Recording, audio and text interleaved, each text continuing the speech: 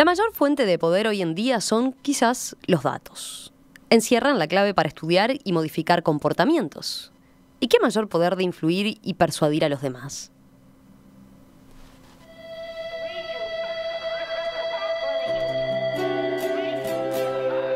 El antecedente de Cambridge Analytica y su presunto peso en inclinar la balanza a favor de Donald Trump en Estados Unidos, a partir de estudiar el perfil psicológico de millones de usuarios de Facebook, nos hizo abrir los ojos sobre el potencial que tiene este mecanismo. Y en épocas de campañas electorales, este tipo de actividades cobra especial relevancia. Pero ¿sabían que eso, el hecho de estudiar los perfiles psicológicos y aplicar la psicología del comportamiento, es una herramienta que utiliza una empresa uruguaya para diseñar productos? Se trata de Ingenious, una firma nacional que trabaja sobre todo para compañías estadounidenses y brasileñas y que, según su propia descripción, se especializa en ayudar a otras, a sus clientes, a diseñar y crear productos físicos y digitales que llevan a las personas a tomar determinada acción. Es decir, productos que influyan en determinada dirección. En los próximos minutos vamos a conversar sobre esta herramienta y su potencial. Para eso estamos hoy recibiendo aquí en estudios al principal ejecutivo de Ingenious, Gabriel Camargo. ¿Qué tal? Buen día. Un gusto, Gabriel. Un gusto, muchas gracias por la invitación. Bueno, primero, una introducción quizás. Ingenious es, en síntesis, una empresa de diseño de productos basados en el comportamiento de las personas, ¿verdad? ¿Podemos profundizar en esa definición? Sí, nosotros nos especializamos en modificar el diseño de los productos de una manera que generen intervenciones subconscientes, normalmente, en cómo las personas, los usuarios, interactúan con ellos. Nosotros podemos diseñar una botella para que sea tomada de cierta forma en vez de la forma tradicional, sin que siquiera lo pienses por qué lo estás haciendo de esa forma. O, por ejemplo, podemos diseñar un producto digital, de hecho son productos que están diseñados como Twitter o Facebook, para que generen lo que se llama engagement, que es esa necesidad de volver a chequear qué hay de nuevo ahí adentro y de hacer scroll y seguir leyendo mensajes. Todo eso se diseña de manera explícita, no es algo que sucede simplemente al azar, es algo que se busca conceptualmente cuando se crean estos productos para generar determinadas cosas. Esas cosas pueden ser que nos den sus datos, puede ser que pasen más tiempo en la pantalla para poder pasarles más publicidad o lo que sea que necesitemos. Más de un oyente debe quedar intranquilo, debe decir, bueno, ¿cómo es eso de que están manejando mi subconsciente, ¿no? O tomando ese tipo de cuestiones que no me doy cuenta que están haciendo, ¿no? Pero, a ver, vayamos, antes de profundizar en esos aspectos. La empresa nace vinculada con productos para casinos. ¿Cómo se vinculan con el estudio del comportamiento, entonces? Bueno, los casinos probablemente sean la industria que más evolucionada ha estado en la modificación del comportamiento de las personas. Vienen influenciando a la gente para que apueste y deje su dinero allí por más de 150 años. Entonces, ellos tienen un expertise heredado que viene por la vía de los hechos muy fuerte.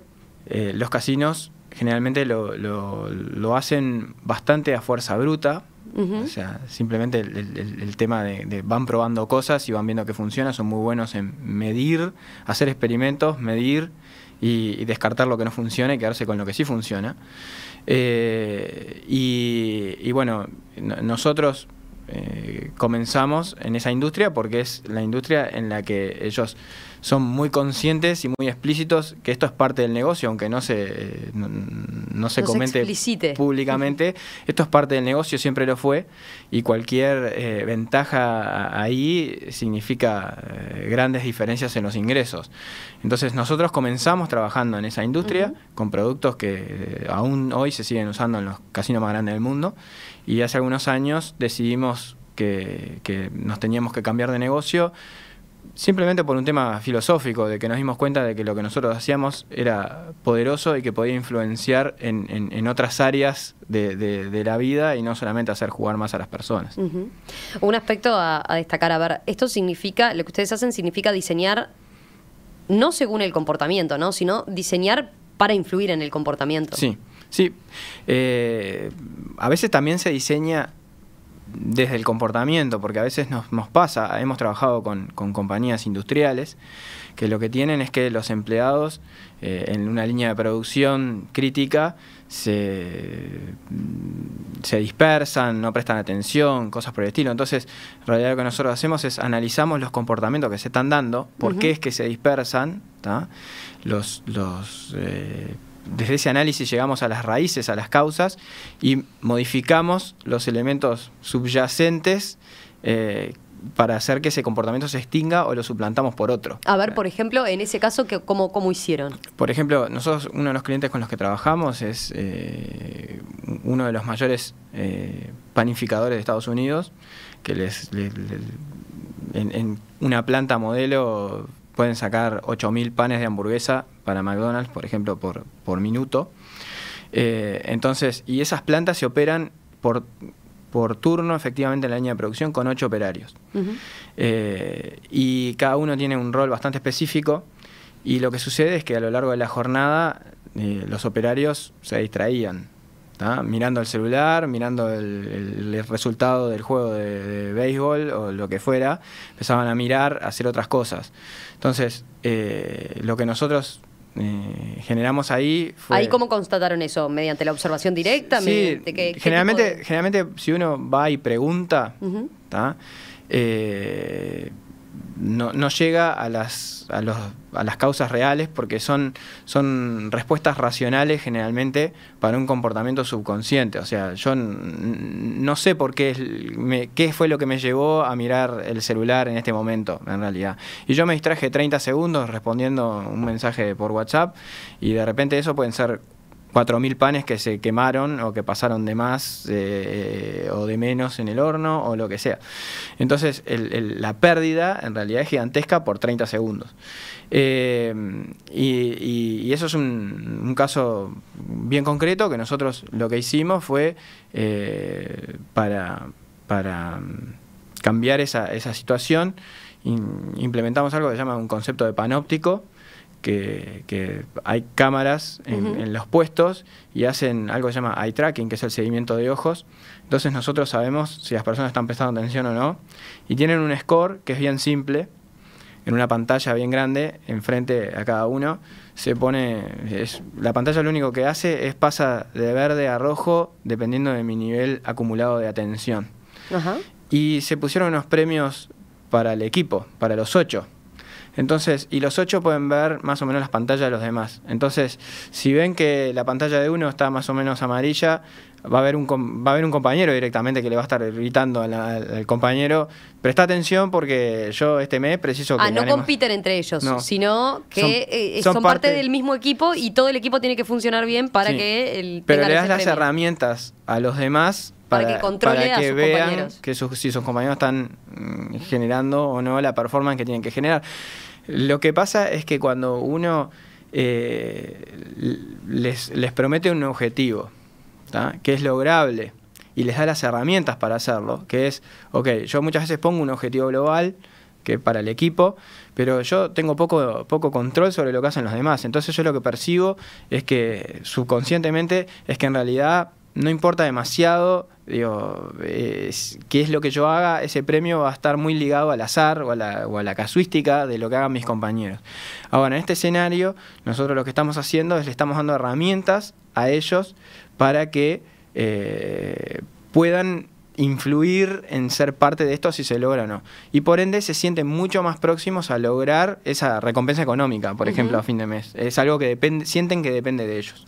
Yo decía hoy en la presentación, bueno, ustedes son una empresa uruguaya que vende sus servicios principalmente para empresas de Estados Unidos y de Brasil en algún caso también, ¿no? ¿Podemos ver algunos otros ejemplos? Porque me parece que este era muy gráfico respecto a cómo se baja a tierra esto de lo que venimos conversando, este uso de la psicología conductual para diseñar productos, para diseñar procesos, ¿no? Sí. Nosotros estamos muy fuertemente vinculados al área de la salud, porque hoy en día la salud está transicionando fuertemente de un modelo en el que se atendía el trauma, lo que se llama, que es cuando alguien tiene un accidente, cuando alguien tiene una enfermedad, y se trataba de curar eso. La salud estaba muy enfocado en eso. Ahora ya en los países desarrollados, la salud, eso se considera cubierto. Entonces en lo que se está trabajando hoy es en la prevención. Lo que sucede es que los grandes centros de costos para los seguros de salud en los países desarrollados, o los hospitales, están por enfermedades, por ejemplo el cáncer, que son enfermedades que están muy fuertemente ligadas a temas de comportamiento. Tienen un componente genético vinculado bastante fuerte, pero es mucha gente se sorprende cuando está estudiado que el 80% del factor de riesgo tiene que ver con comportamiento, con mi sedentarismo o mi falta de hacer ejercicio, o mis hábitos alimenticios, o con fumar, o con tomar, o con un montón de cosas así. Entonces, y esas son las enfermedades que generan los grandes costos, en realidad, para este tipo de instituciones. Y nosotros lo que estamos trabajando mucho en estos países es en cómo hacemos para que la gente abandone esos comportamientos que sabe que están mal, pero no los logra abandonar, los sigue repitiendo, o que adquiera nuevos que sabe que están bien, pero sin embargo no los hace. ¿Y cómo lo logran en ese caso? ¿Cómo modifican ese tipo de conductas? De maneras sumamente amplias, generalmente con intervenciones. Mucho tiene que ver con intervenciones digitales, que lo que se busca es en dos vectores. Uno es incrementar lo que se llama la motivación intrínseca, que es lo que muchas veces la gente habla como educación, es informar a la gente de lo que está sucediendo. Y es mucho más importante cuando nos apalancamos en algo que se conoce técnicamente como feedback loop, que es la respuesta a cualquier acción que yo tomo. Entonces, el problema es que si yo fumo, en realidad la respuesta negativa en mi cuerpo yo no la visualizo inmediatamente, porque no existe ese feedback loop. Entonces, lo que se busca generalmente es que a través de herramientas digitales yo suplanto eso, y cuando la gente hace un comportamiento que no tiene que hacer o deja de hacer un comportamiento que tendría que estar haciendo, le proveo algún tipo de mecanismo de respuesta artificial que lo hace ser consciente de lo que está sucediendo. Ese es un vector, que es el tema de incremento la habilidad de darme cuenta de lo que estoy haciendo mal. Claro, pero ahí, bajado a tierra eso, en el efecto concreto del fumador, por ejemplo. Si queremos evitar yo te voy a ir a uno más interesante, que además lo estamos trabajando con un grupo de investigación en la Universidad de Colorado en este momento, que tiene que ver con los pacientes que tienen un trasplante de hígado, cuando son niños, generalmente. Existe muchos niños que por una enfermedad, un problema genético, requieren un trasplante de hígado cuando son bebés. Esos niños tienen que tomar inmunodepresores toda su vida para no generar el rechazo de ese hígado nuevo. Si lo dejan de tomar, el efecto es acumulativo y no reversible, es como el cáncer de piel, con el sol. No se dan cuenta, pero a los años el hígado deja de funcionar. Y necesitan un segundo hígado. Y como ya fueron por un primer trasplante, cuando uno va por el segundo, queda muy abajo en las listas. Nosotros estamos trabajando con un grupo de investigación en la Universidad de Colorado, que lo que encontramos es que uno de los grandes problemas que se daba de comportamiento, porque la gente dejaba de tomar inmunodepresores cuando vos sos un trasplantado de hígado y no podés dejar de tomar inmunodepresores. Lo que nos dimos cuenta es que primero en la fase de análisis lo que uno se da cuenta es que dejan de tomar en la adolescencia como un acto de rebeldía. ¿tá? Porque cuando son chicos, cuando son niños, el tomar los remedios es una cosa que está dado como una doctrina de la casa por los padres. Entonces cuando llega la adolescencia yo me revelo con muchas cosas y una bandideada es no tomar los remedios. Y eso genera un efecto acumulativo que luego cuando soy grande, por más que me mantenga bastante bien, si en algún momento no logro mantenerme bien, el efecto acumulado me puede hacer fallar, ¿tá?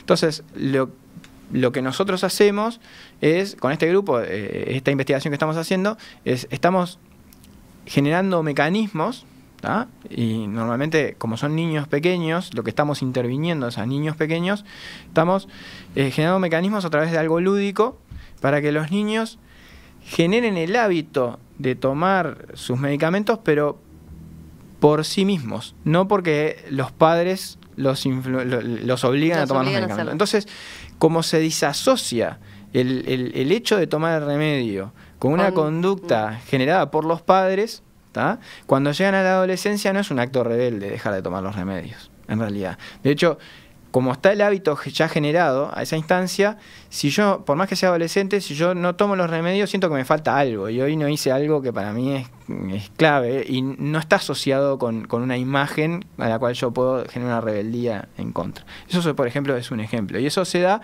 a través de un juego, ¿tá? En la cual yo, a medida que voy, tengo una especie de monstruo en el juego, el cual yo tengo que mantener en línea. ¿Tá? Y a medida que yo dejo de tomar los remedios, ese monstruo no se mantiene en línea, va creciendo y veo un daño, ¿tá? En el juego, en realidad. Entonces, si en la vida real no toma los remedios. Si en la vida real. Si en la vida real, y eso se refleja después en el resultado del juego. Porque parte de jugar el juego en realidad es que cuando yo tomo los remedios, escaneo la caja y hago, ahí está la conexión. Determinadas acciones. Entonces,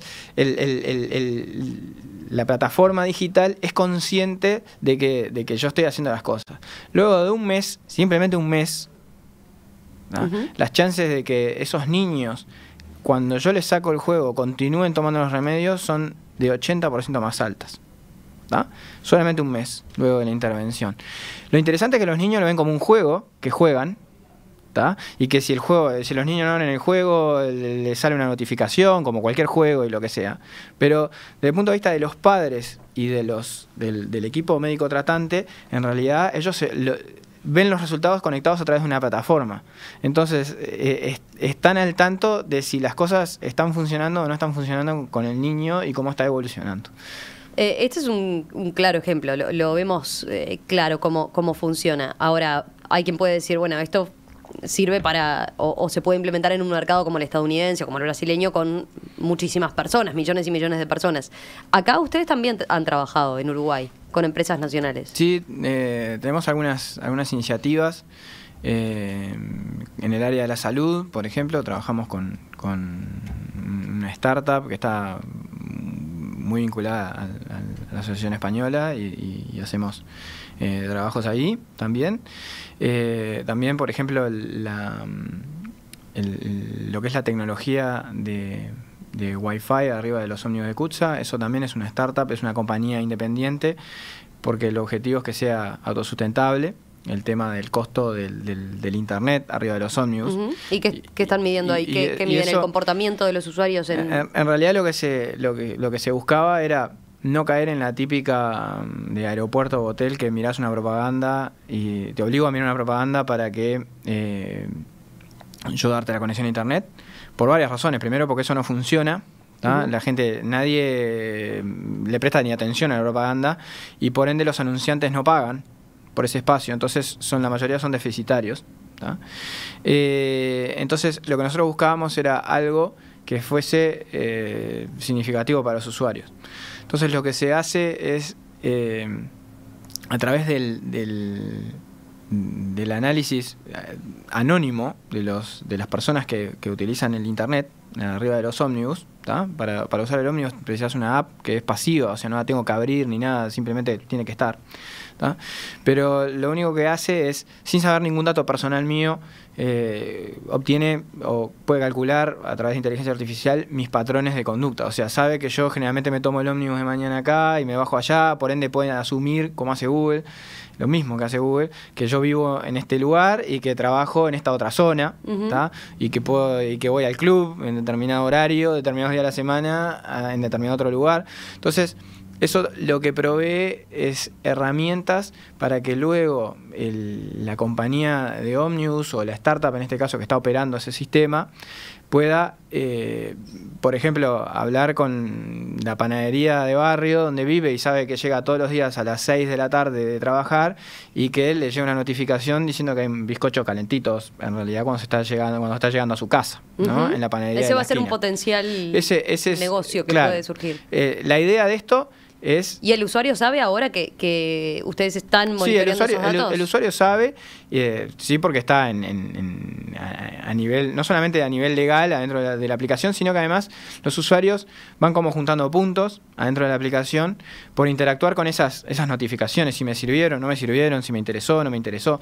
Entonces, van juntando puntos que luego cambian por estas mismas ofertas, pueden cambiar por los bizcochos de la esquina, en realidad, esos puntos de interacción. Tengo varios mensajes de los oyentes. A ver, por ejemplo, Sergio dice, este sistema de atención, en referencia al primer ejemplo que mencionábamos, ¿no? De la fábrica de panes en Estados Unidos, que ustedes lo que hicieron fue mejorar el sistema de atención, dice, este sistema de atención y trabajo en equipo con pantalla sería ideal para quienes trabajan en el 911 o en un call center, por ejemplo, se pregunta. Sí. Pero ese sería uno por el lado positivo. Pero tengo otros que dicen, esto es horrible, manipulan a las personas. Es viejo reflejo de Pavlov aplicado a seres humanos. Sí, Pavlov, Skinner, un montón más. ¿Qué respondes a mensajes como Hay esto? un montón de técnicas. Sí, y nos han dicho que tenemos productos en la educación, por ejemplo, que hecho en pruebas clínicas, o sea, en el campo, con niños de escuela, efectivamente, productos que mejoran literalmente por 4 veces la capacidad de aprendizaje de los chiquilines sobre medios tradicionales. Por ejemplo, un libro de texto, ¿tá? O sea, realmente apalancan la capacidad de aprender de los niños a través del manejo, por ejemplo, del optimizado de los tiempos cognitivos. Se sabe que nuestro cerebro puede mantener atención por determinado tiempo, luego necesita un descanso y luego volvemos, ¿tá? Y otras técnicas. Y estamos hablando de 4 veces, ¿tá? La mejora en la eficacia del aprendizaje de contenidos. Y principalmente en el área de la educación, en realidad, nos encontramos con ese tipo de respuestas, ¿no? Tipo, gente, si bien tenemos un montón de psicopedagogos y gente que trabaja con nosotros... Sí, ustedes trabajan en un equipo multidisciplinario, logrando estas ¿no? cosas, hay de otras corrientes que lo que dicen, no, ustedes programan a los chiquilines, van a sacar robots en vez de... Bueno, ese tipo de cosas las tenemos siempre. Lo que nosotros siempre decimos, y esto en realidad cualquiera que sepa el tema sabe que es así, es que en realidad lo que uno puede hacer es exacerbar o apalancar los deseos o las ganas que uno tiene internamente. Si realmente, si esos niños tienen ganas de aprender el contenido, yo les puedo dar herramientas para que lo aprendan 4 veces más rápido o 4 veces mejor, en realidad, o sea, más eficientes aprendiéndolo. Si alguien tiene ganas de ser mejor en el trabajo y más productivo, ¿tá? y llevarse ese bono o llevarse esos aumentos, nosotros les damos herramientas para que ellos lo hagan. Ahora, digo, está en cada uno en seguir o no seguir. Sí, en cómo se utiliza la herramienta. Bueno, pero me interesa hablar ahora, hacemos una breve pausa y volvemos sobre ese punto, ¿no? Porque hasta ahora venimos hablando de impactos o efectos que podrían considerarse relativamente positivos, mejorando conductas positivamente, pero también hay de los otros. Estaba lo que yo mencionaba antes, ¿no? El caso de Cambridge Analytica y lo que marcó eso como un aspecto que se usó para influir en las personas y no necesariamente negativamente, ¿no? Y nada más y nada menos que en política, cuando nosotros estamos por entrar en un año de campaña electoral. Volvemos enseguida con eso. Esta mañana aquí en Perspectiva estamos hablando de análisis de datos y del comportamiento de las personas. ¿Les suena? Bueno, tiene que ver, entre otras cosas, con el escándalo, por ejemplo, en torno a lo que hizo Cambridge Analytica con la información que tomó de los usuarios de Facebook y cómo las vendió para la campaña de Donald Trump, buscando, de alguna manera, influir en las personas.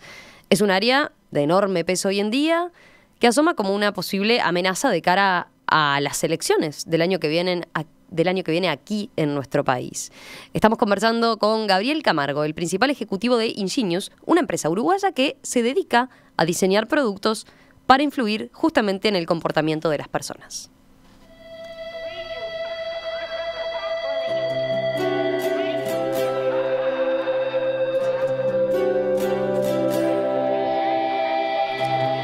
Gabriel, recién hablábamos de los productos que han diseñado ustedes, ¿no? Con esta técnica de psicología conductual. A ver, una pregunta que llega de un oyente. ¿El equipo de trabajo incluye a médicos? Dice este oyente. Algunas de las herramientas que menciona, y al menos cómo las explica en relación al trabajo, no son positivas para la salud, dice. Sí, los equipos de trabajo involucran médicos. De hecho, nosotros trabajamos con áreas de investigación en las cuales son todos médicos, en realidad, ellos.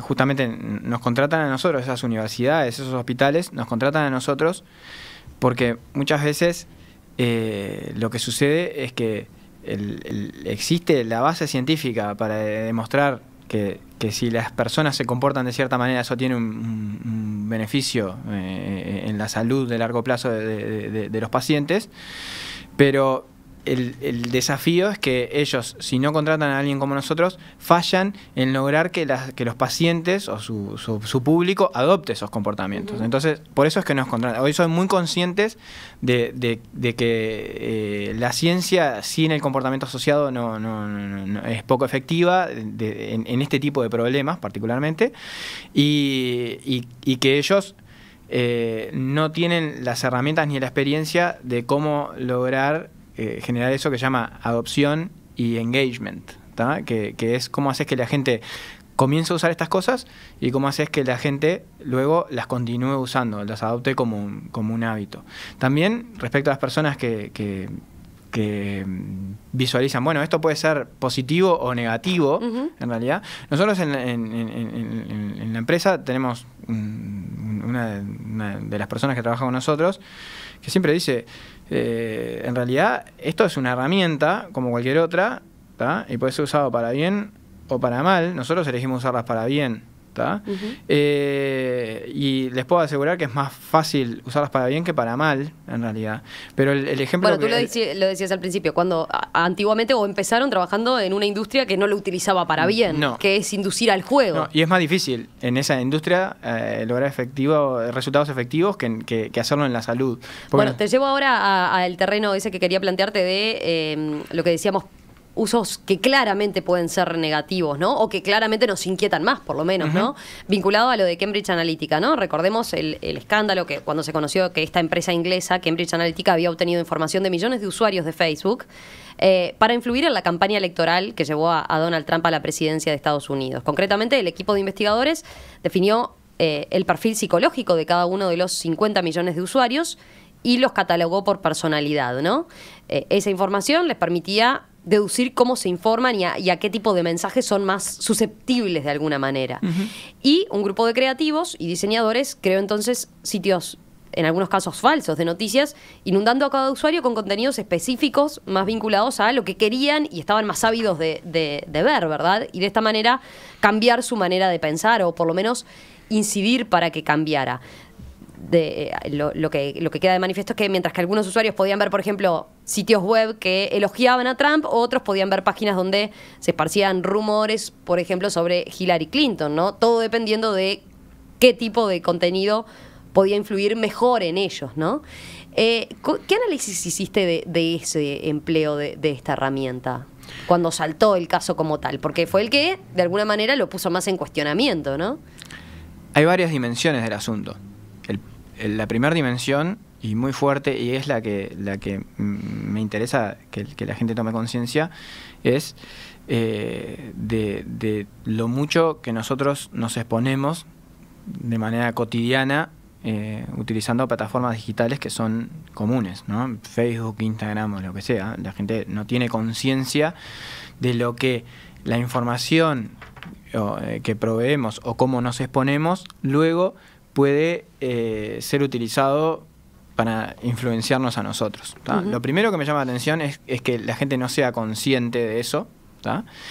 Y la primera dimensión es que ellos lo que hicieron fue tomar una base de datos que fue creada con otros fines y a través de otra plataforma para hacer ese profiling, generar esos perfiles psicológicos. ¿Cómo se generan esos perfiles? Hay metodologías, hay una particularmente que es muy utilizada. O sea, eso no tiene nada de significativo. Cualquiera que esté en esta industria tipo lo conoce. Lo importante es que la gente no sepa que la información que nosotros entregamos se puede utilizar para esto. También hay un tema que es oscuro, como ellos llegaron a esa información, ¿no? Porque la capturaron a través de medios que no tenían nada que ver. Los usuarios que dieron esa información no sabían que en realidad esta información iba a terminar siendo usada para esto otro. Eso es una primera dimensión del problema. La segunda dimensión del problema es, efectivamente, bueno, vos contabas un poco el proceso de qué fueron las cosas, las actividades que realizaron, eso de tomar creativos, y obviamente luego que uno tiene una segmentación bien precisa de la población, sabe qué mensajes le mueven las emociones, y por ende si yo creo 50 mensajes y te empujo el correcto, es mucho más efectivo que hacer 5 campañas y ponerlas en televisión masiva, porque en realidad tiene que ser coherente, tiene que tener un montón de características más. Ahora, si yo puedo elegir qué es lo que te estoy mostrando solo a vos, en realidad, o a las personas que piensan como vos, es mucho más fácil, porque ni siquiera mis 50 mensajes tienen que ser coherentes entre sí. ¿Tá? Claro. Entonces, ahí hay varias dimensiones. Pero, buenísimo, todas estas actividades, y eso efectivamente fue lo que se hizo. Pero vamos al caso de qué resultado, qué impacto tiene eso efectivamente. ¿Para qué sirve eso? Sí. ¿Qué hicieron? Y bueno, que esto es lo que muchas veces se sobredimensiona, ¿no? Que la gente piensa que, no, esos mensajes fueron subliminales y le lavaron la cabeza a la gente. No, en realidad lo que hacían esos mensajes estaban estudiados, ¿da? Y estudiados desde la perspectiva de cuando se generaron con el fin de lograr de que las personas a las que estaban dirigidas los esparcieran viralmente. Entonces era apalancándose en ciertas cosas que son los que generan los sentidos de conspiración y la necesidad de saber más y los rumores y un montón de cosas que tenemos ya grabadas en nuestro cerebro, vienen desde que nacemos, están ahí, apalancándose en esas dinámicas que se generan naturalmente y son bastante irracionales. Se llaman desviaciones cognitivas y son irracionalidades predecibles que tiene el ser humano. Hay más o menos como 40 identificadas. Apalancándose en esas desviaciones cognitivas, se generan estos mensajes para hacer que la gente los viralice. ¿Tá? Entonces, yo lo que logro con eso es que mi presupuesto de marketing de 1, si ese presupuesto de marketing de 1 llegó a 100 personas, pero esos mensajes estaban bien hechos, las personas eran las adecuadas, las que querían escuchar ese mensaje, y además apretaba los botones correctos. Sí, ahí no entramos en si el mensaje era cierto, falso. Eso es otra dimensión, eso es otra canción. Porque también se usó. Pero... Claro, y eso es lo cuestionable. Lo cuestionable es usar sitios de noticias falsos y rumores y conspiranoia y todo eso. Eso es lo cuestionable. Lo cuestionable también es tomar información que se generó con otros fines para hacer este profiling, esta segmentación del universo. Sin que los usuarios supieran que estaba usado para otro fin. Lo discutible es que fue tomada con otro fin. Ahora, no es discutible, no es que la usaron. La usaron porque la información estaba. Eso no es discutible, porque cuando yo entro a Facebook y le doy a aceptar sin leer, me están diciendo eso, que todo eso me puede pasar. ¿Da? Ahora, yo lo acepté. Ahora, en el fondo, el impacto de esto es que el presupuesto de campaña de Trump era X dinero y rindió 5 veces más. Cuando el de Hillary era incluso mayor, pero rindió mucho menos. ¿Tá? Porque la gente estaban bien apretados los botones para que cada una de esas personas que recibían este mensaje originalmente lo multiplicara. ¿Tá? A gente que sabía que le iba a servir y además, o le iba a interesar. Y además hay otro factor. ¿Y cuál es el aspecto que tú marcás respecto a, porque hay quien puede decir, bueno, ¿por qué el trabajo de la empresa inglesa podría ser visto como poco ético y el de Ingenious no? Bueno, en ese caso, ustedes siempre toman información que la persona sabe que está siendo tomada la información. Sí, pero... Sabe que está aportando sus datos para una investigación vinculada con ustedes. Por ejemplo. Pero el tema, además, es que cuando ellos toman la información con una encuesta que hicieron, ¿no? En una especie de juego en la cual te devolvía determinada información, los usuarios lo hacen, proveen esa información esperando un resultado que no tiene nada que ver con lo que termina funcionando. Cuando yo tengo una aplicación médica y me apalanco en la base de datos que tiene el prestador de salud, ¿tá?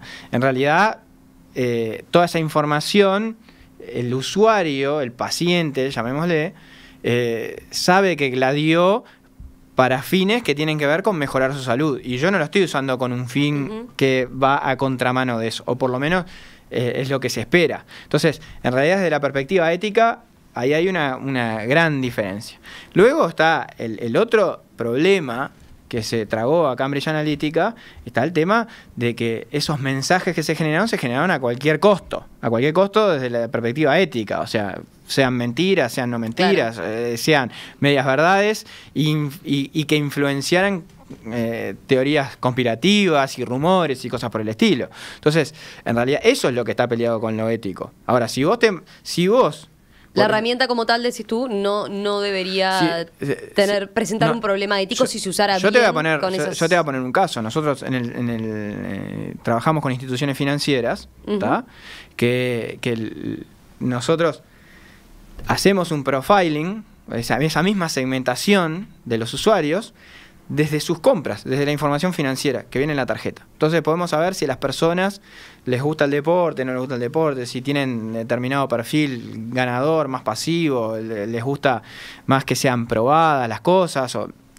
N dimensiones. Nosotros trabajamos con muchas dimensiones de eso. Y luego un mismo producto financiero, que es un préstamo a determinada tasa, ¿tá? Ayudamos a esas instituciones financieras a que hagan marketing como si fuesen 10 productos financieros. Y es el mismo préstamo, las mismas condiciones, la misma tasa. Lo único que a unas personas les llega el préstamo rápido, ¿tá? Y hablamos de la velocidad y de facilidad y no sé qué. Al otro es el préstamo conveniente, porque mirá la tasa que tenemos, no sé qué, no sé cuánto. El otro es el préstamo inteligente, ¿tá? Entonces, dependiendo de las características de la persona, es la cara de la moneda que vos les mostrás. Y eso no está peleado con la ética, porque en realidad en ningún caso yo falto a la verdad. Bueno, pero acá lo que me interesa aclarar es, respecto a las próximas elecciones, ¿ustedes, en particular, Ingenious, va a trabajar en la campaña como tal? ¿Tienen previsto hacerlo con algún candidato? No tenemos pensado. Por ahora ninguno se interesó en averiguar si, por ejemplo, podía hacer uso de este tipo de herramientas. Nos han llegado a sondear. Nosotros, la realidad es que estamos enfocados en otras cosas. No nos interesa. A mí lo que más me interesa, hace un mes atrás, o una cosa así, leí un artículo que hablaba de Miguel Brechner, diciendo de que tenía que haber un convenio interpartidario, un acuerdo interpartidario de la no utilización de este tipo de técnicas o en cómo se iban a utilizar. Sí, ¿verdad? Hay varios dentro del sistema político que están bregando por eso. Sí, la realidad es que la realidad hay cierto grado de inocencia claramente de no conocer cómo funciona esto, ¿no? Las dinámicas son muy difíciles de regular, ¿tá? ¿Pero qué querés decir con eso? ¿Que tú das por hecho que esto se va a usar, este tipo de herramientas se van a usar por parte de todos los partidos? Esto ya se usa, ¿tá? Y en las elecciones de nuestros dos vecinos, en las últimas elecciones de nuestros dos vecinos ya se usó, ¿tá? Con ejemplos de los ganadores, ¿tá? Y se va a seguir usando y cada vez se va a usar más, porque además estas herramientas cada vez se están evolucionando más, ¿tá? A lo que yo trato de atacar... Y tu tema es, vos decís, no se pueden regular. Como tal, no se puede marcar ahora las reglas de juego de los usamos todos o no las usa nadie, porque es difícil de establecer esas reglas de juego. Es que no existe la posibilidad de regular. No podés explotar desviaciones cognitivas de los seres humanos. No se puede hacer, porque además, cuando yo estoy explotando una desviación cognitiva, cuando yo estoy dando un mensaje, imagínate esto, cuando yo estoy dando un mensaje que da a entender que existe una conspiración o no, es muy fina esa línea, y qué entra y qué no entra, y después ya puedo caer o en la censura o en que no se aplique la norma de hecho, ¿tá? O el acuerdo de hecho. ¿Ah? Entonces, si es no vinculante no sirve para nada. Entonces yo lo que voy es que en realidad en los hechos, a los efectos prácticos, lo único que sirve y lo único que funciona y por lo cual yo estoy acá, es que la gente sepa que estas cosas existen, pero más importante, sepa cómo funcionan. ¿Tá? Porque yo cuando miro la televisión y veo la propaganda, veo un comercial, yo sé que me están tratando de vender algo y yo pongo las barreras que yo sé que le tengo que creer hasta cierto punto y que lo otro es ficción. Entonces, bueno, pero y en este tipo de herramientas, ¿cuáles serían los tips, digamos, que se le puede dar al usuario para evitar ser manipulado, por ejemplo? Bueno, en realidad no se puede darle tips. Lo que hay que hacer es que esto sea un tema, ¿tá? de conversación en la gente y que la gente sepa que existe, pues son complejas estas dinámicas y que en base a esa conversación de largo plazo, de largo aliento, la gente se eduque y sepa identificar, no, acá me están utilizando el principio de social pressure, o de presión social, para hacerme creer determinada cosa, o acá me están apalancando en algo que se llama la aversión a la pérdida que yo tengo. Entonces, hay un montón de estas dinámicas que existen, ¿tá? Que podríamos hablar ahora de cada una de ellas, ¿tá?